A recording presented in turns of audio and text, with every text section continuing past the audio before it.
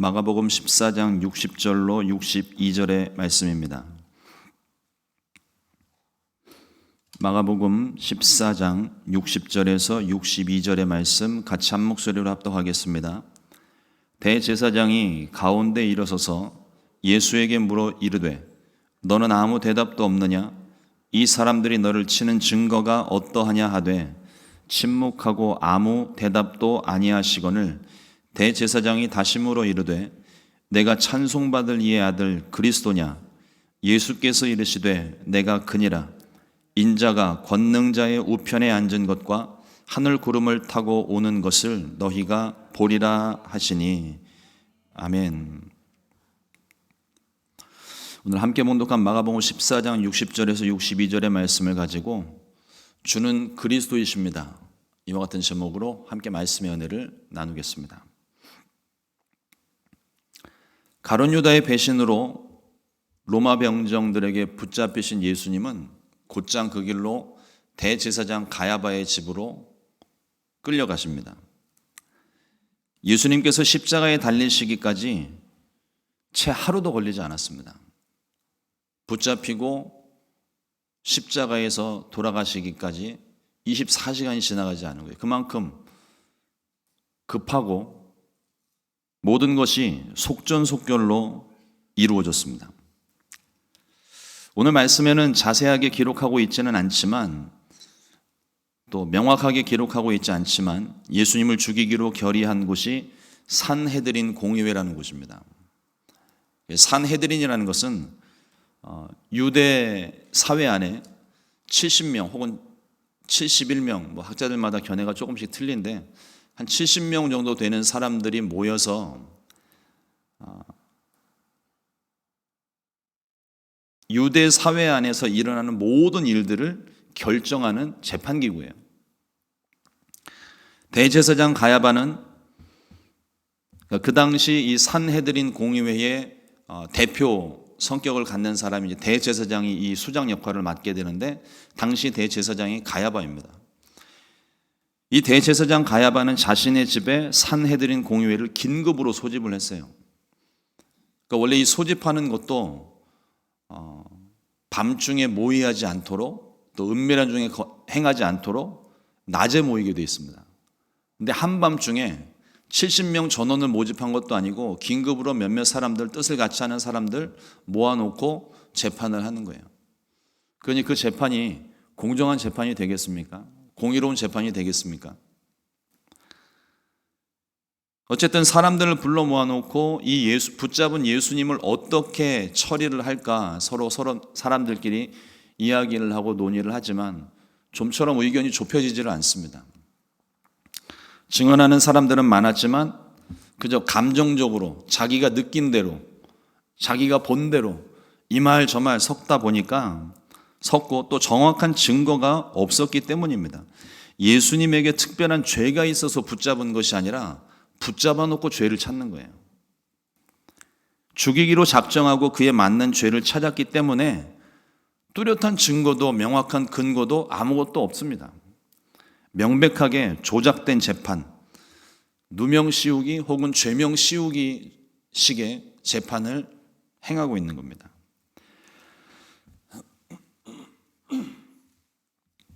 죄송합니다. 요한복음 11장 53절 말씀에 보면 이날부터는 그들이 예수를 죽이려고 모의하니라. 그들의 모함이 시작되었다는 것이 기록이 되고 있습니다. 원래부터 이 유대 지도자들은 대제사장, 바리새인, 서기관, 율법사들 이 모든 사람들이 예수님에 대해서 곱지 않은 시선을 가지고 있습니다. 어느 날 갑자기 한 젊은 청년이 나타나서 말씀을 전하는데 그동안 자기네들을 우러러봤던 사람들이 다 예수에게로 가는 거예요. 그러니 이 사람들의 마음이 편할 수가 없는 겁니다. 안 그래도 곱지 않은 시선으로 예수님을 주목하고 있었는데 죽은 나사로가 살아나면서부터 더 많은 사람들이 예수님을 따르게 되므로 그때부터 이 사람들이 예수님을 죽이기로 모의하기 시작했다는 거예요. 그러나 많은 사람들이 따르고 있었기 때문에 사람들의 눈치를 살피며 후환이 두려워서 실행하지도 못하고 있었는데 때마침 예수의 제자 중 가룟 유다라는 사람이 찾아와서 예수를 넘기겠다고 이야기를 합니다. 그러니 이 사람들이 받아들일 때 때는 이때다 싶어서 예수님 붙잡고 그때부터 예수님의 죄를 찾기 시작합니다. 잡아 죽일 수 있는 명분이 필요했기 때문에 그래요.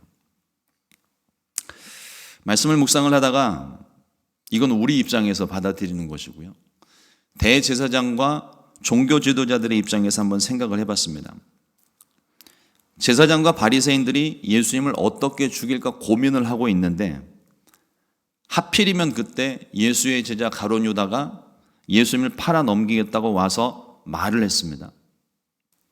여러분들 어떻게 생각하십니까? 어떻게 생각하실 것 같아요? 그들이 생각하기를 가룟 유다 때마침 예수를 붙잡으려고 모의를 하고 있는 하필이면 그때 가룟 유다가 와가지고 예수의 제자 중에 한 사람이 와서 예수님을 자기들에게 넘기겠다고 찾아왔어요. 스스로 뭐 사람을 찾은 것도 아니고 스스로 제 발로 찾아와서 예수님 넘기겠다고 얘기를 했어요. 그들이 받아들일 때는요, 이건 하나님의 응답이라고 보는 겁니다. 우리가 이거 조심스럽게 생각을 해봐야 돼요. 우리들이 의외로 이런 방식으로 하나님 뜻을 확인했다고 응답받았다고 쉽게 생각하는 경향이 있습니다. 보이는 환경, 열려지는 환경을 보고 이것이 하나님의 응답이라고 속단하기가 쉬워요. 환경을 통해서 하나님이 역사하시지 않는다는 말이 아닙니다. 하나님께서 응답하실 때 그 환경을 열어주실 때가 있어요.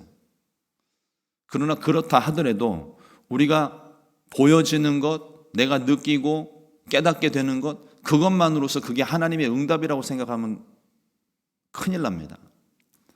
어떤 현상들이 벌어질 때 혹여라도 꿈의 환상 중에 계시를 받고 기도하는 중에 무엇인가 느껴지고 경험되는 것이 있다면 그게 정말 하나님의 뜻인지를 분별할 수 있어야 돼요. 무엇보다도 완성된 하나님의 계시, 성경 말씀이 우리 가운데 있지 않습니까? 이 말씀에서 벗어나는 것들은 하나님의 뜻이 아니에요. 이미 완성된 말씀, 그 말씀을 우리 가운데 주셨는데 그 말씀은 제외해 놓고 내 기분이나 감정에 따라 내가 생각하고 판단하는 것에 따라 그게 하나님의 응답이다, 이건 부인할 수 없는 하나님의 증거다, 함부로 우리가 속단하면 안 된다는 것입니다. 이 사람들이 생각하니 가룟 유다가 자기네들을 찾아와 예수님을 넘기겠다고 할 때 이것이 하나님의 응답이 아닌 이유가 뭘까요? 죄도 없는 사람을 미워함으로 죽이기로 작정한 그 마음 자체가 시작부터가 벌써 잘못됐다는 겁니다. 과정도 옳지 않습니다. 정해진 시간에 모여서 사람들이 다 보는 밝은 곳에서, 은밀한 곳에서 모이는 것도 아니고 사람들이 있는 앞에서 정해진 장소에 모여 그들이 다 같이 모여서 논의하고 결정을 해야 되는데 한밤중에 은밀하게 몇몇 사람들 불러놓고 이게 공의회라고 이야기하고 거기서 판결을 내리는 거예요. 내가 원하는 환경이 열린다고 그것이 다 응답이 아닙니다. 우선 하나님을 향한 목적이 분명해야 되고 그 방법이 하나님 뜻 안에 있어야 되며 말씀과 기도로 하나님의 뜻을 구하게 될 때 그때 하나님의 응답이 내게 임합니다. 내 느낌이나 감정으로 하나님의 응답을 함부로 판단하면 안 됩니다. 되는 대로 살다 보면, 환경 열리는 대로 따라가다 보면 길을 잃어버리기 쉽습니다. 방향을 잃어버려요. 하나님의 응답이라면 기도할수록 마음에 확신이 섭니다. 하나님, 이것이 분명한 하나님의 뜻입니까? 성령님 가르쳐 주십시오. 끊임없이 기도하면서 하나님의 뜻을 분별해야 할 줄로 믿습니다. 대제사장의 집에 모인 사람들이 뚫린 입이라고 이 말 저 말 섞어가면서 밑도 끝도 없이 되는 대로 말하는데도 예수님 거기에 대해서 한 말씀도 언급을 하지 않으세요. 아무런 대답을 하지 않으십니다. 대제사장이 답답한 마음에 예수님께 물었습니다. 그때도 예수님은 침묵하고 계세요. 왜 예수님께서 침묵을 하셨습니까? 예수님에게서 한 가지 지혜를 배우게 됩니다. 그 자리에 모인 사람들은 예수님을 흠잡기 위해서 죽일 목적으로 모여있는 사람들이에요. 예수님께서 어떤 말씀을 하셔도 믿을 것도 아니고 예수님의 말씀에 설득당할 사람도 아닙니다.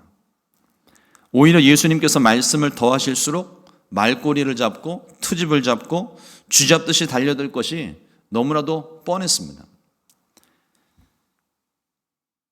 혹시라도 주변에 사람들이 있지도 않은 일들에 대해서, 내가 하지도 않은 말들에 대해서 이러쿵저러쿵 이야기하고 험담을 할 때 일일이 답변하지 마십시오. 무조건 대답을 하지 않는 것보다는 지혜롭게, 그리고 정대답할 말을 우리가 찾지 못하겠거든 조심스럽게 화제를 전환해야 됩니다. 우리가 그런 말도 안 되는 소리, 내가 하지도 않은 일, 나는 알잖아요. 다른 사람들은 풍문으로 들어서 아는 얘기지만 나는 내가 알잖아요. 내가 말을 했는지 안 했는지, 행동을 했는지 안 했는지 세상 다 아니라고 해도 나는 분명히 알고 있습니다. 그러면 내가 그것에 대해서 일일이 변명을 하는 건 아무 의미가 없는 거예요. 이미 그 사람들은 다른 소리를 들었고 그걸 믿고 있으니까 그 말로 막 이러쿵저러쿵 사람들을 험담하는 거거든요. 어차피 내가 진실을 말해도 믿을 사람만 믿고 안 믿을 사람은 안 믿어요. 또 내가 굳이 말하지 않아도 믿을 사람은 믿고 안 믿을 사람은 안 믿습니다. 말을 해도 그만 안 해도 그만인 거예요. 그러니 괜한 오해를 일으킬 필요는 없습니다. 이게 감정적으로 격해진 가운데서 말을 하게 되면 서로 상처만 되고 관계만 깨질 뿐입니다. 이건 소모전이고 시간 낭비예요. 차라리 그 시간에 하나님 앞에 나와서, 하나님, 시편 기자들이 대부분 그렇잖아요. 특히 다윗이 그렇지 않습니까? 하나님, 나의 억울함을 주님이 아십니다. 이 원통함을 풀어주십시오. 그러면 하나님께서 기가 막힌 방법으로 우리의 억울함을 풀어주시고 환경을 변화시켜 주십니다. 시간은 조금 걸릴 수 있습니다. 하지만 그 시간도 내게 유익한 시간인 거예요.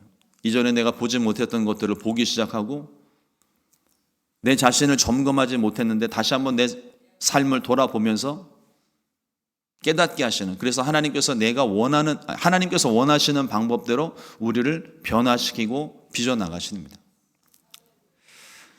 예수님은 사람들의 모함과 험담에 철저하게 침묵하셨습니다. 그러나 진리 앞에서는 대답하셨어요. 마가복음 14장 61절 62절 말씀에 보면 침묵하고 아무 대답도 아니하시거늘 대제사장이 다시 물어 이르되 내가 찬송받을 이 아들 그리스도냐? 예수께서 이르시되 내가 그니라. 인자가 권능자의 우편에 앉은 것과 하늘구름을 타고 오는 것을 너희가 보리라 하시니. 내가 그리스도냐? 대제사장이 묻습니다. 대제사장이 묻는 질문에 내가 찬송받을 이의 아들, 이렇게 얘기하는 부분이 있어요. 유대 지도자들은 하나님의 이름을 함부로 부르지를 못합니다. 그래서 그걸 돌려서 말을 하는 거예요. 내가 찬송받을 이의 아들 그리스도냐? 유도신문이에요. 이 대제사장이 그리스도에 대해서 아는지 모르는지는 몰라도 그들이 전통처럼 또 예전에 구약에 예언된 말씀들을 통해서 그리스도가 어떤 분인지는 알고 있겠죠. 그러나 그들이 생각하는 그리스도는 정치적인 그리스도입니다. 이스라엘 모든 사람들이 그렇게 받아들인 거예요. 자기네들을 억압하고 지배하고 있는 로마 정부를 물리치고 무너진 이스라엘 나라를 다시금 일으켜 세우는 정치적인 그리스도, 그 그리스도를 그들이 기다리고 있었습니다. 근데 그것이 지금 그 그리스도냐 묻는 이 질문은 예수님께서 그렇다 대답을 하시게 되면 종교법으로 처단을 할 수 있고, 아니라고 이야기하면 거짓된 말로 하나님의 아들을 빙자해서 사기를 치는 모습으로 몰아갈 수 있기 때문에 이 질문 자체가 굉장히 위험한 질문이거든요. 당시 유대인들은 하나님 외에 다른 신을 내게 있게 하지 말라는 10계명의 제 첫 번째 계명을 목숨처럼 소중히 여기고 있었습니다. 그 유일신 사상이라고 그러죠. 유일신만 따르고 있는 이스라엘 백성들에게 어느 날 갑자기 하나님의 아들이 나타납니다. 그들 입장에서는 당연히 있을 수 없는 일이에요. 신성모독이 되는 거죠. 자신이 하나님이라거나 하나님과 동등된 자격, 하나님의 이름을 함부로 사용하거나 욕되게 하면 이걸 신성모독죄로 규정하여 사형을 집행할 수 있는 게 그들의 법입니다. 그걸 결정하는 곳이 산헤드린 공의회고요. 그 자리에서 모든 권한을 가지고 있는 대제사장이 내가 찬송받을 이 아들 그리스도냐 묻는 것은 이건 몰라서 묻는 것이 아니라 모를 수도 있어요. 하지만 예수님께 신성모독죄를 씌워 죽이려는 음모가 숨겨져 있는 질문입니다. 이 질문 자체가 굉장히 무서운 거예요. 사람들과 관계에서 답변 잘 하셔야 됩니다. 사람들이요, 다 여러분들처럼 순수하지만은 않아요. 뭔가 자기가 원하는 것을 얻어내기 위해서 질문하는 경우가 많습니다. 몰라서 묻는 질문보다는. 그리고 내가 함부로 대답한 그것이 나중에 시간이 흐르고 난 다음에 그게 덜미가 잡혀서 그게 하나의 어떤 핑곗거리가 되어져서 나를 곤란하게 만드는 경우들이 굉장히 많아요. 이러한 음모로 가득한 질문을 예수님께서 모르실 리가 없습니다. 그런데 다른 질문에는 어떤 대답도 하지 않으시더니 이 질문에는 대답을 하십니다. 내가 그니라. 이전에도 얼마든지 이렇게 말씀하실 수가 있었어요. 그런데 하필이면 가장 위험한 순간에 온갖 음모와 술수가 가득한 이 순간에 하필이면 왜 이 대답을 하셨을까요? 두 가지를 생각해 볼 수 있는데, 하나는 예수님께서 때를 따라 말씀하셨다는 겁니다. 말씀하실 때를 알으셨다는 거죠. 이전까지 예수님은 자신의 그 메시아로서의 정체성을 감추고 계셨어요. 기적을 경험한 사람들에게도 주의하여 이르시되 아무에게도 말하지 말라고 말씀을 하셨습니다. 그때는 허락되지 않은 거예요. 아직 십자가를 지실 때가 아니었기 때문입니다. 그러나 이제는 하나님의 때가 되었기 때문에 먼저는 제자들에게 십자가의 고난과 죽으심에 대해서 가르쳐 주셨고, 대제사장의 이 질문에도 숨김없이 자신의 정체를 드러내셨습니다. 마치 죽기를 각오한 사람처럼 대답을 하시는 거예요. 하나님의 때가 되었기 때문에, 이제 그 행하실 일들을 아셨기 때문에, 바로 직전에도 겟세마네 동산에서 십자가 지실 것에 대한 두려움과 공포 때문에 할 수만 있거든 이 잔을 내게서 옮겨달라고 기도하지 않으셨습니까? 그러니까 때가 되었음을 예수님께서 아셨기 때문에 비로소 이제 진실을 말하기 시작하셨다는 거예요. 또 다른 한 가지를 생각해 볼 수 있는 건, 거짓된 말들, 의미 없는 말들, 음모가 가득한 이 말들에는 침묵할지라도 진리에 대해서는 바르게 말씀하셨다는 겁니다. 혹여라도 진리를 말한 것 때문에 어려움을 겪는다 하더라도 진리 앞에서 당당하셨습니다. 베드로가 고백한 것처럼 예수님은 그리스도시고 살아계신 하나님의 아들이십니다.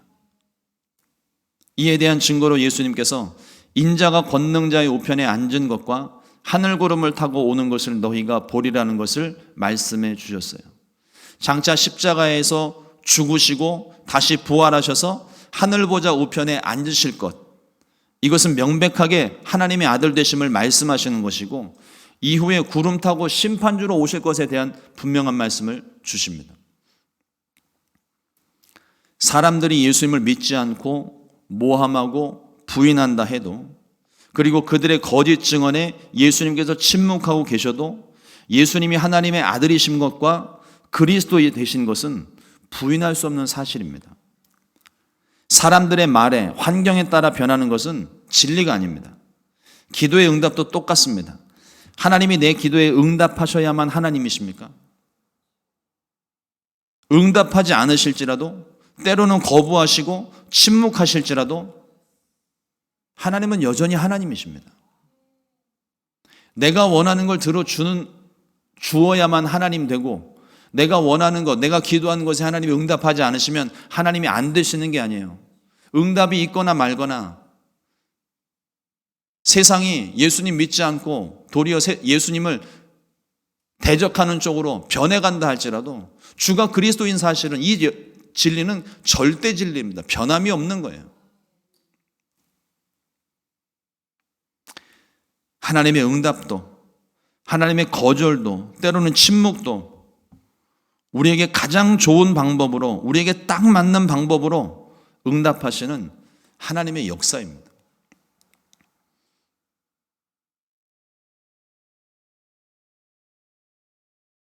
때로는 그런 기도를 드리고 난 다음에 하나님께서 응답하시면 참 우리 마음이 시원하고 편안하고 너무 기쁘죠. 그러나 때로는 하나님이 거절하시거나 침묵하실 때 우리의 마음은 죽을 맛입니다. 언제 하나님의 응답이 올지 모르죠. 그러나 그런 가운데에도 우리가 잊지 말아야 될 것은 주님은 그리스도이시라는 사실입니다. 하나님은 여전히 나의 하나님이세요. 그 믿음을 가지고 끝까지 인내하고 기다려야 돼요.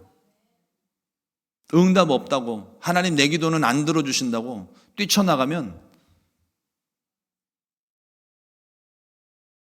누가 손해입니까?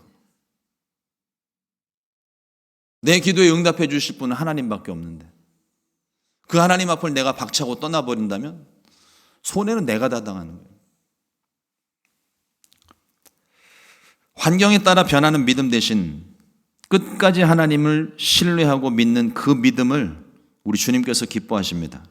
히브리서 11장 6절 말씀에 믿음이 없이는 하나님을 기쁘시게 하지 못하나니 하나님께 나아가는 자는 반드시 그가 계신 것과 또한 그가 자기를 찾는 자들에게 상 주시는 이심을 믿어야 할지니라.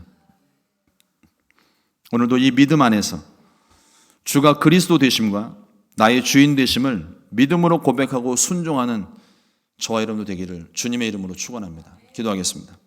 하나님 감사합니다. 오늘도 말씀을 통하여서 주님이 나의 주인 되시고 그리스도 되심을, 하나님 되심을 말씀을 통하여 깨닫게 해주시니 감사합니다. 때로는 하나님 우리가 세상의 거짓된 사실들 앞에서 또 우리가 기도하였지만 하나님이 침묵하시는 그 앞에서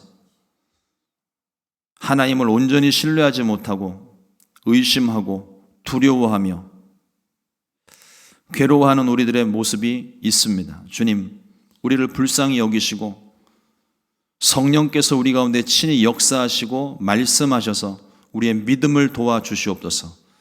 끝까지 주님을 붙잡고 믿게 하여 주시옵소서. 세상이 다 거부한다 하여도 여전히 주님은 나의 주님이십니다. 여전히 주님은 나의 그리스도이십니다. 여전히 주님은 하나님의 아들이십니다. 다시 부활하셨고 다시 이 땅 가운데 오실 만왕의 왕이십니다. 하나님, 이 고백을 우리가 잊지 않게 도와주시고 기도할 때에 또 오늘 하루를 살아갈 때에 우리 남은 여생 모든 시간들 가운데 날마다 입술로 고백하고 마음으로 믿어서 완전하신 하나님의 구원에 이르도록 인도하여 주시옵소서. 하나님, 오늘도 이 새벽에 주님 앞에 가지고 나온 기도의 제목들 하나님께 아뢰옵니다. 답답하고 두렵고 괴로워서 하나님께 부르짖는 우리의 기도를 주님이 들으시옵고 우리에게 가장 안전한 방법, 확실한 방법, 뚜렷하고 좋은 것으로 주님께서 응답하여 주시옵소서. 주님이 어떤 응답을 주시든 그것을 하나님의 뜻으로 분별하여 깨달을 수 있게 해주시고 하나님 그 가운데에서 우리가 새롭게 변화되어 하나님께서 기뻐하시는 모습으로 변화될 수 있게 은혜 베풀어 주시옵소서. 연약한 육신을 붙잡고 기도합니다. 주님, 우리의 질고를 대신 짊어지셨사오니 고통 가운데서 우리를 건져주시고 치료하여 주시고 강건하게 만들어 주시옵소서. 오늘도 주님 이 믿음 안에 살기를 간절히 소망하옵고 예수님의 이름으로 기도드렸습니다. 아멘. 주님과